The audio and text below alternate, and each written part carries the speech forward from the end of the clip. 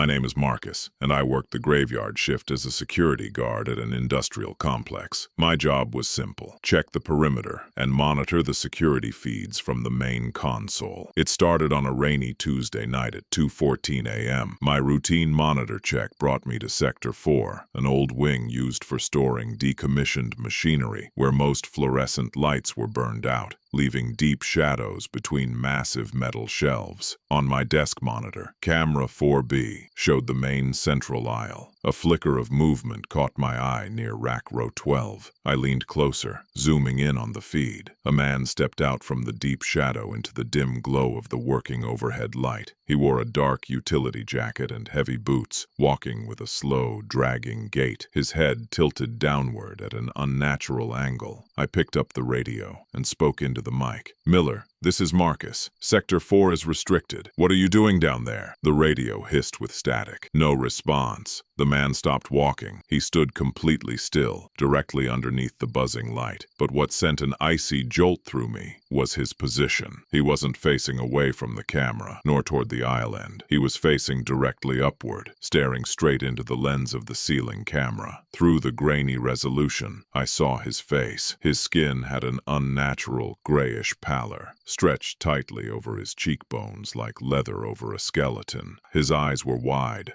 unblinking pools of pure black, staring with malicious hunger straight into the lens and into my eyes. "Hey, who are you?" I shouted into the empty office. On the screen, the man's mouth slowly parted, his jaw unhinged wider than any normal human jaw could, stretching downward in a silent, agonizing scream. Before I could reach the alarm panel, the monitor flickered violently. A wave of horizontal static rolled up the screen, and the feed cut to black. I grabbed my heavy-duty metal flashlight and stepped out of the office into the unlit hallway. The air felt 20 degrees colder. I pushed open the heavy steel door to Sector 4. The smell hit me first, an overwhelming stench of damp earth, rusted iron, and something intensely rotting. "Hello," I called out, raising my flashlight. The beam cut through the thick darkness. I walked past the first row of shelves, sweeping the beam left and right. Nothing, just empty space and dead silence. I walked further down, approaching row 12. As I reached the opening, my flashlight beam flickered twice and went completely dark. "No, no, no, come on," I muttered, shaking the casing against my palm. Just as the bulb sparked back to life, casting a harsh cone of white light down the aisle, a sound echoed from the back of the shelf. Scritch, scritch, scratch. It was the sound of fingernails dragging across rough concrete. I raised the flashlight, my hand trembling. At the far end of row 12 stood a pair of heavy, mud-caked work boots facing toward me. Above them, a dark utility jacket hung loosely. But as my eyes tracked upward, the horror set in. There was no body inside the jacket. The sleeves were completely empty, floating just above the collar. Suspended in midair within the pitch-black void of the upper shelf was a pale, disembodied human head. Its jaw was stretched wide open in that impossible, silent scream, and those pitch-black eyes were locked directly onto mine. Before I could run, the head jerked violently forward, rushing down the dark aisle toward me at an impossible speed. I turned and sprinted back down the concrete corridor, the wet, dragging sound of something sliding fast, chasing me closely behind. I slammed through the fire door, locked it from the inside, and collapsed against the security console. The monitor for Sector 4 remained completely black, but as I sat there, gasping for air, a soft, scratching sound began to echo from the metal air vent directly above my head. Scritch, scritch, scratch, and then a raspy, whispering voice hissed through the metal grate, right into my ear. "We're watching you from the dark, Marcus." My name is Arthur, and I spent 3 winters managing the night shift at a remote automated highway toll plaza nestled deep inside a dense mountain pass. My job was to monitor the automated lanes and clear system jams when tickets failed to print. It started on a freezing Friday night when a thick, unnatural fog rolled down the mountainside, completely swallowing the highway lights and cutting off radio communication. At 2:30 a.m., the digital sensor for Lane 3 chimed, indicating a vehicle had pulled up to the toll booth. I glanced at the monitor for Lane 3 expecting to see a transport truck or a local commuter. Instead, the camera showed an old, rusted sedan, idling directly beneath the booth's fluorescent light. The car was covered in a heavy layer of dried mud, and its windshield was completely smashed inward. I picked up the intercom microphone, pressed the button, and spoke clearly. "Lane 3 is automated. Insert your card or exact change into the terminal."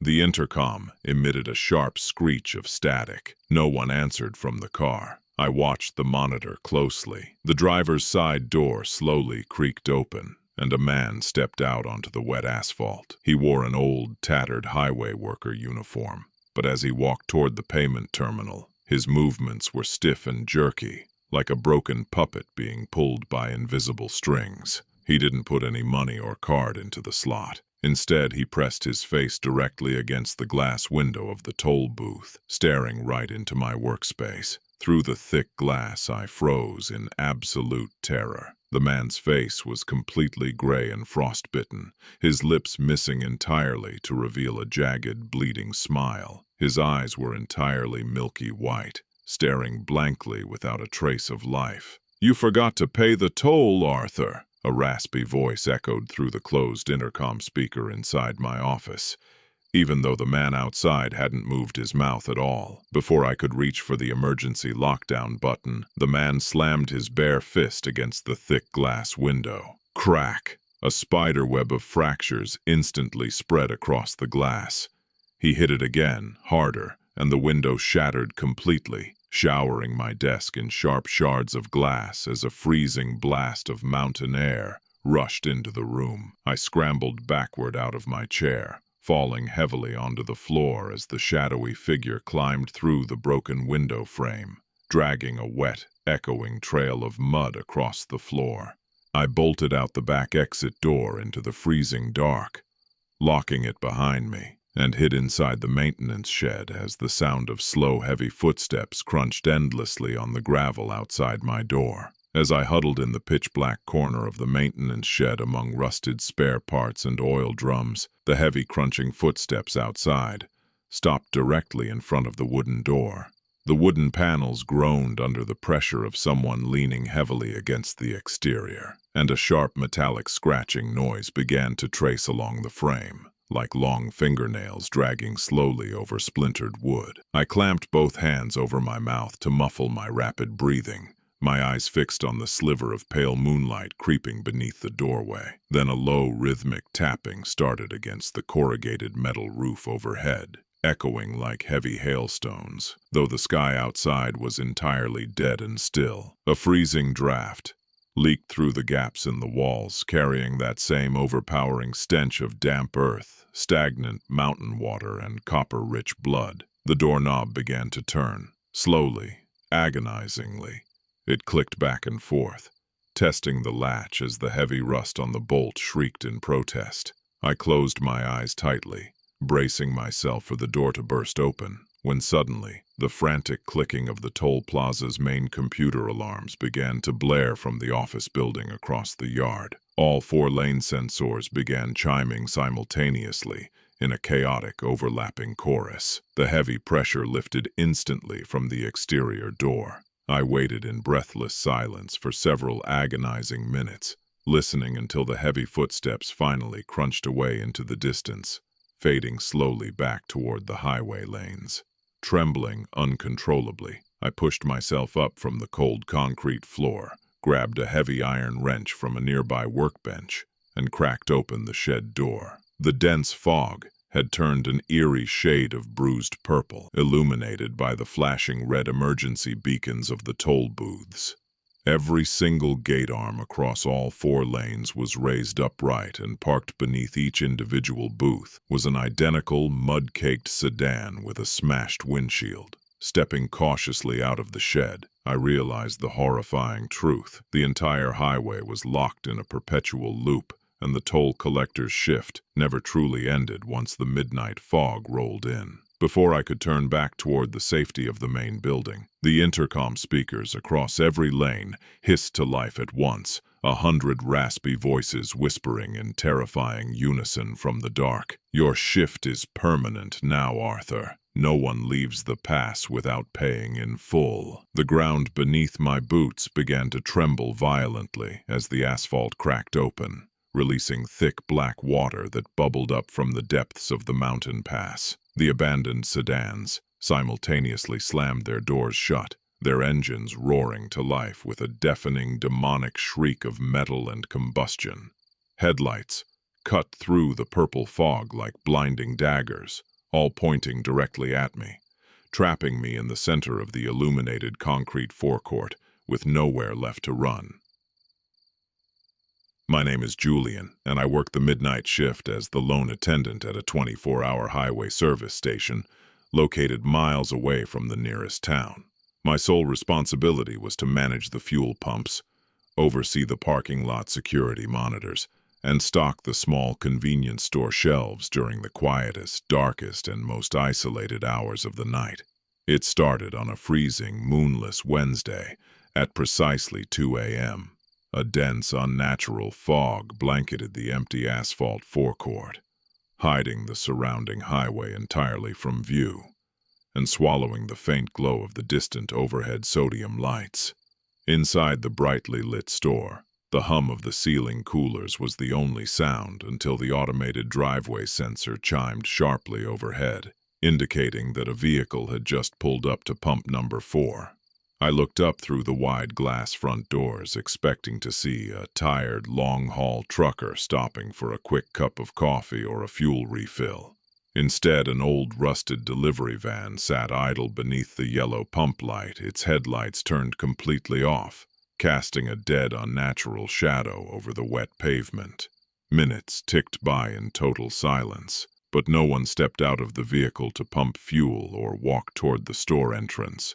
Grow-mud-soaked mechanic's jumpsuit. He stood motionless for a moment, then began walking toward the front entrance of the store, with a slow, rigid, mechanical stride. When he stepped inside the radius of the store's overhead lights, my blood ran instantly cold. The man had no face. Where his eyes, nose, and mouth should have been, there was only a smooth blank sheet of pale skin, stretched tight and seamless. Yet, as he crossed the threshold, a raspy, choking voice echoed directly inside my head. "You forgot to lock the front door, Julian." Panic seized my chest. I scrambled backward behind the cash counter, reaching desperately for the hidden panic button mounted under the desk. The faceless man glided across the linoleum floor with terrifying speed, slamming his bare hands down onto the glass counter. The heavy glass shattered into 1,000 jagged pieces under his touch. Before I could hit the alarm, he lunged forward across the counter, his seamless head tilting upward as an agonizing, muffled shriek tore from his chest. I turned and sprinted toward the back employee exit, slamming the heavy steel door shut and locking it behind me. Just as heavy, scratching fingernails began tearing frantically at the metal on the other side. As I stood, trapped in the pitch-black storage room, my heart hammering against my ribs, I thought the nightmare was finally contained behind the steel door. But the scratching sound suddenly stopped, replaced by absolute, deafening silence. Uneasy, I walked to the front door, pushed it open slightly, and called out into the thick, freezing fog. "Do you need help with the pump?" No answer came from the van. The heavy silence of the night pressed back against me, carrying a sharp, nauseating odor of rusted iron and rotting leaves that made my stomach turn instantly. As I watched, the driver's side door of the van clicked open. A man stepped out into the pale light wearing a heavy. Then, the small metal ventilation grate near the ceiling rattled violently. A freezing gust of wind blew directly into the room, carrying that same sickening stench of damp earth and rotting leaves. I raised my flashlight and pointed the beam upward. Peering down at me from inside the dark ventilation shaft was the faceless head, its smooth, skin-covered skull pressed tight against the metal bars, whispering directly into the ductwork. "There's nowhere left to run, Julian." I dropped the flashlight, scrambling backward into a stack of empty cardboard boxes as the metal vent cover finally gave way, with a deafening screech of snapping screws. The disembodied, skin-faced head tumbled out of the shaft, hitting the concrete floor with a wet, heavy thud. But it didn't stay still. It began writhing across the floor like an oversized insect, its seamless surface shifting and pulsing as it crawled toward me at terrifying speed. I scrambled up, kicking desperately at the floor as it lunged at my ankles, and threw myself back through a secondary maintenance hatch leading out into the service station's dark, underground boiler room. The boiler room was a maze of rusted pipes, towering industrial water heaters, and thick, hissing steam lines that cast long, writhing shadows across the concrete walls. The air down here was stifling hot, thick with the smell of burning dust and sulfur, a stark contrast to the freezing fog outside. I slammed the heavy iron hatch shut, sliding the thick deadbolt into place, and leaned against the door, gasping for air as sweat poured down my face. For a few minutes, the only sound was the rhythmic pounding of my own heart and the deep industrial hum of the massive water boilers echoing through the subterranean room. I thought I had finally bought myself enough time to reach the emergency telephone mounted near the main circuit breaker. Then, a soft, scratching sound echoed from inside the giant industrial water tank directly behind me. Scritch! Scritch!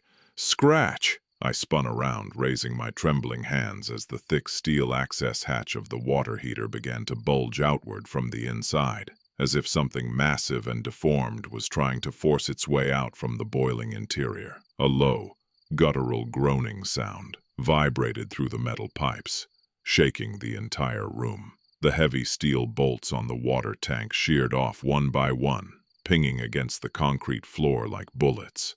Before I could turn to run toward the upper exit stairs, the heavy door of the tank burst wide open. A towering figure made entirely of twisted black sludge and rusted iron pieces, wearing the same mud-soaked mechanic's jumpsuit, stepped out into the steam-filled room. It had no face, just like the head upstairs, but its chest cavity was split wide open, revealing a churning vortex of black water and broken glass spinning endlessly inside its ribs. The creature raised a long, elongated arm toward me, and the voice echoed, not just in my head, but reverberated physically through the walls of the entire building. "Your shift is never over, Julian. Welcome to the permanent graveyard shift," I screamed as the creature lunged forward, swallowing me entirely in a blinding wave of freezing water and absolute darkness. If this chilling night shift encounter gave you the chills, make sure to like and subscribe to the channel for more terrifying horror stories every single week, and hit that notification bell so you never miss a nightmare.